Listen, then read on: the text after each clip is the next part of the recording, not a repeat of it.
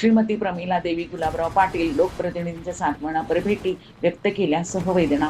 माजी खासदार सहकार तीर्थ स्वर्गीय गुलाबराव पाटील यांच्या पत्नी पृथ्वीराज गुलाबराव पाटील यांच्या मातोश्री श्रीमती प्रमिला देवी पाटील यांच्या निधनानंतर कर्नाटक व महाराष्ट्रातील माजी मंत्री, अनेक ज्येष्ठ नेते व लोकप्रतिनिधींनी सांगलीत पृथ्वीराज पाटील यांच्या निवासस्थानी सांत्वनपर भेट देऊन सहवेदना व्यक्त केल्या.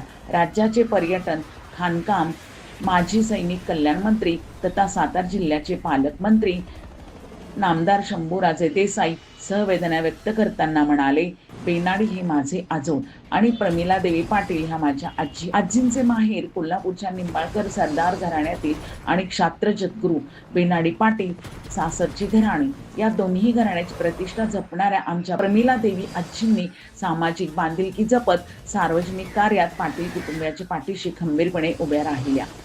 आम्हा नातवंडावर त्यांची अगाध माया होती. त्यांच्या निधनाने आम्ही वात्सल्य सिंधू आजीला पारखे झालो. आम्ही पाटील कुटुंबियाच्या दुःखात सहभागी आहोत.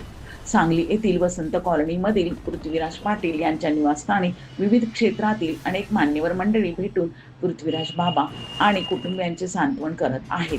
त्यामध्ये माजी मंत्री बाळासाहेब पाटील, डॉक्टर राजेंद्र पाटील यड्रावकर, शिवाजीराव नाईक, कर्नाटकचे माजी मंत्री वीरकुमार पाटील व श्रीमंत पाटील, आमदार अरुण लाड, आमदार सत्यजित देशमुख, आमदार गोपीचंद पडळकर, आमदार जयंत आसगावकर, ज्येष्ठ नेते माननीय माजी आमदार मोहन शेठ कदम, पृथ्वीराज देशमुख, मानसिंग नाईक, माजी झेडपी उपाध्यक्ष शिवाजी डोंगरे, लट्टे एज्युकेशन सोसायटीचे अध्यक्ष राजीव पाटील, मोहन वनखंडे इत्यादींनी पृथ्वीराज पाटील यांना भेटून सांत्वन करून सहवेदना व्यक्त केला.